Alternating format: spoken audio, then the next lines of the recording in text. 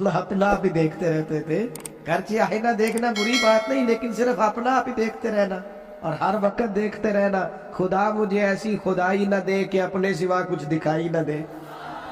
ये भी कोई इतना ठीक मसला नहीं। आप गौर फरमाए कि अर्ज करना चाहता हूं आपकी खिदमत में मेरे अजीज, एक तो अगर मैं बड़ी समझदारी से और बड़े गौर से और बड़ी तवज्जो से आपको ये बात समझाना चाहता हूं कि अगर हुजूर से प्यार करोगे ना तो ये जितनी दौलतों की और शोहरतों की मोहब्बत दिल में आती है ये खुद ब खुद निकल जाएगी, खुद ब खुद निकल जाएगी, आसानी हो जाएगी, जीना आसान हो जाए। दूसरी बात आपकी खिदमत में अर्ज करूं, हम ना ताजा दम नहीं रहते, हम परेशान रहते हैं, हम बोर होते हैं, हमारी तबीयतें बाजों का जल्दबाजी करती हैं, हम बाजों का उलझ जाते हैं, करार तलाश करते हैं। उस करार को तलाश करने के लिए फिर बाज लोग उल्टी सीधी मूवीज देखते हैं, बाद लोगों का ख्याल है कि शायद मैं कोई लतीफ़ा सुनूंगा तो मामला ठीक हो, फिर उसका नतीजा भी निकला है लतीफ़े सुनने का। अब लतीफ़े सुनाना भी इतना बड़ा काम हो गया है कि मौलवी है पगड़ी दाढ़ी वाला, लेकिन उसके नाम के नीचे लिखा है फनी मौलवी। खुदा के बंदे, ये संजीदा स्टेज है, दीनदार लोगों का करने का काम है, आप क्या कर रहे हैं? मौलवी भी फनी होता है, 6 मानादार है कि हमारा मिजाज था हर चीज शुगल मेला, हर चीज हंसना उलझना। मेरे अजीज, हम चूंकि सुकून चाहते थे, कुछ ने इधर उधर की मूवी देख ली, कुछ ने हंस लिया, कुछ सैर को चले गए, कुछ का ख्याल था खाने खा लेंगे तो सुकून आ जाएगा। याद रखना, इन चीजों में सुकून नहीं है, इनमें तो आप उलझते जाएंगे। मजीद तो सुकून कहाँ है, करार कहाँ है? आप कभी सहाबा की जिंदगियां देखें ना, हालात जिस तरह के भी थे ना, उनको जो सुकून मिलता था वो रुखे मुस्तफा से मिलता था। उनकी तबीयत पूरी लग गई थी कि हुजूर अलैहिस्सलाम की जो यादें हैं वो दिल को ताजा करती। उनका ख्याल था कि बाहर अगर किसी चीज का नाम है तो वो जिक्र मुस्तफा है, याद मुस्तफा है और दीदार मुस्तफा। और ये जो मेरी तबीयत हल्की फुल्की है, उसकी वजह ये है कि उनकी महक ने दिल के गुंचे खिला दिए। ये मैं नहीं आपको तकरीर सुना रहा, मैं तो जज्बात का इजहार कर रहा हूं। उनकी महक ने दिल के गुंचे खिला दिए हैं। तो क्यों गुंचे खिला दिए? कहते मेरे नबी का कमाल ये है कि वो जिस राह चल दिए हैं कूचे बसा दिए हैं। वो जिस राह भी चल दिए हैं कूचे, हुजूर पर थोड़ा गुजर जाए तो काम हो जाता है। करार, सुकून, सारे दुख मिट जाएंगे अगर दिल हुजूर से लगा लोगे। अगर मुहब्बतों का मरकज रसूल पाक को बना लोगे। आप देखे ओहद के मैदान के अंदर काफिर ने एक बड़ी अजीब साजिश की मुसलमानों को परेशान करने के लिए। और तक भाई, आप लोगों की वजह से अगर इतने लोग तकलीफ में हैं तो आपको समझ जल्दी से बैठ जाए जी, जल्दी से जी, फैसला करने में इतनी देर, अल्लाह आपको सलामत रखे, बैठ जाए जी। अब आप खड़े हैं जनाब, आप भी बैठ जाए, अल्लाह आपको बरकत अता फरमाए। अच्छा, एक बंदा महफिल में खड़ा हो जाता है मोबाइल लेके, अल्लाह को समझना चाहिए कि बाकी सारे को भी है मोबाइल। और खुदा के बंदे, आपकी वजह से इतने लोग पीछे अगर परेशान है तो आपको समझना चाहिए उस चीज को। अल्लाह ताला आप सबको हंसता और मुस्कुराता रखे। नबी पाक की जात से जब आपकी कामिल वाबस्तगी हो जाएगी ना, तो हुजूर की जाते वाला का प्यार, और प्यार लारो वाला नहीं होना चाहिए खाली जल से महफिल में और माइक हाथ में आया तो इश्क का दावा तगड़ा, खाली इस तरह नहीं। तन्हाई में भी तू रोए हुजूर की बारगाह। एक महफिल में मैं एक दफा हाजिर था तो एक नात का बच्चा मेरे पास आया, कहने लगा जी मेरी सिफारिश कर दो, मैं भी हुजूर दी बारगाह च हाजरी लवानी है। मैं कहा पुत्र तू घर जाके पढ़ लै, उत्थे भी हाजरी लग जाएगी कि 4000 बंदा चाहिए हाजरी लवाने।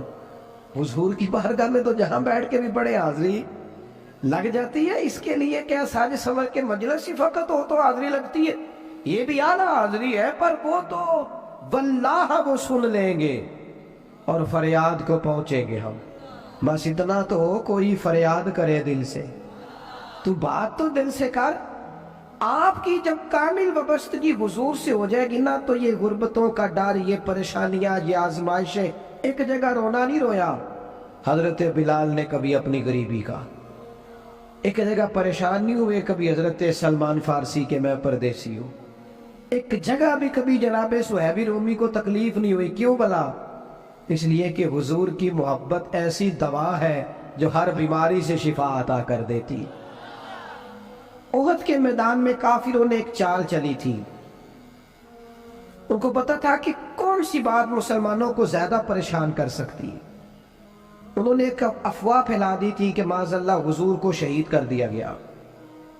اس کی وجہ سے شدید پریشان ہوئے صحابہ، اور جنگ کے جو نتائج برعکس آئے اس کی بڑی وجہ یہ افواہ بھی بنی. اب صحابہ بڑے پریشان تھے، حضور شہید ہو گئے. کچھ لوگ نا میدان احد سے جب واپس آ رہے تھے نا جنگ ختم ہونے کے بعد، ایک خاتون جا رہی تھی میدان جنگ کی جانب. عورتیں اپنے مزاج کے لحاظ سے کمزور ہوتی ہیں قلبی طور پر، اور بڑی خوبصورت بات لکھی ہے علماء نے، کہتے ہیں عورت کے دل میں درد زیادہ ہوتا ہے نا، پیار زیادہ ہوتا ہے، اور یہ جو وہ کمزور واقعہ ہوئی ہے اسے عیب نہ سمجھو. اسی لیے تو اللہ نے بچے کو پالنے کا ذمہ اس کا لگایا ہے کہ وہ شفقت زیادہ رکھتی ہے، محبت زیادہ رکھتی ہے، درد دل زیادہ رکھتی.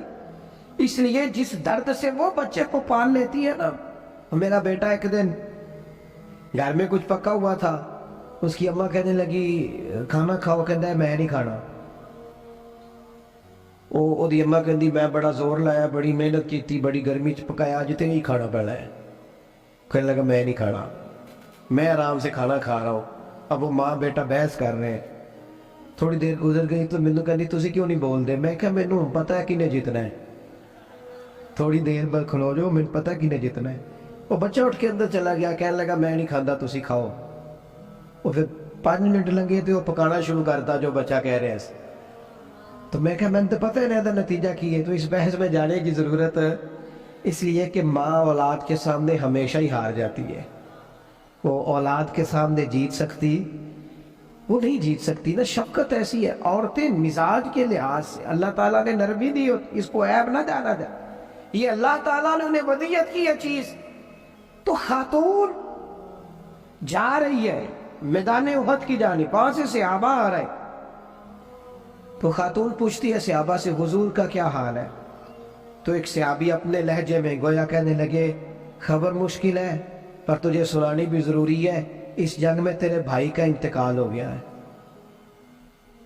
بہن کے لیے اس سے بڑی بھی کوئی خبر ہوگی کہ بھائی کا انتقال ہو گیا.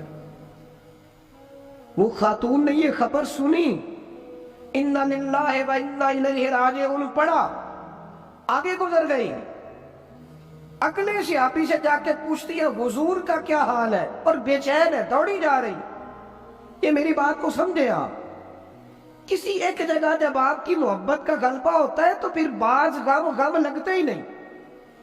آپ کی کیفیت ہی اور ہوتی ہے زندگی گزارنے میں. آگے بڑھی، ایک اور صحابی ملے، ان سے پوچھتی ہے حضور کا کیا حال ہے. تو کہنے لگے میرے پاس تیرے لیے ایک بڑی سخت خبر ہے، تیرے شوہر کا انتقال ہو گیا.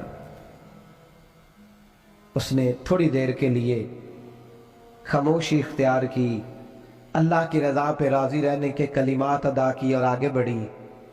ایک اور شخص سے سوال، یہ ذرا سوچتے جانا، یہ خبریں اگر اچانک ملے، بھائی چلا گیا ہے، باپ چلا گیا ہے، اس کو سوچنا، اپنے اوپر طاری کرنا، خدا نہ کرے ایسا. پر جب خبر ملے تو کیفیات کیا ہوتی ہیں. وہ خاتون آگے بڑھی تو ایک شخص اور ملا، پوچھتی ہے ذرا بتاؤ نا حضور کا کیا حال ہے. وہ کہنے لگے میرے پاس تیرے لیے خبر ہے کہ تیرے والد بھی اس جنگ میں شہید ہو گئے. بیٹیوں کا تو میکا ہی باپ سے ہوتا ہے، ماں سے ہوتا ہے. والد چلے گئے. تھوڑی دیر کے لیے گردن جھکی، کلمات ادا کی، اور پھر پوچھتی ہے صحابی سے والد چلے گئے، بھائی چلے گئے، شوہر چلے گئے، مجھے بتاؤ کہ میرے نبی پاک کا کیا حال ہے. وہ صحابی کہنے لگے الحمدللہ میں زیارت کر کے آیا ہوں، رسول پاک بالکل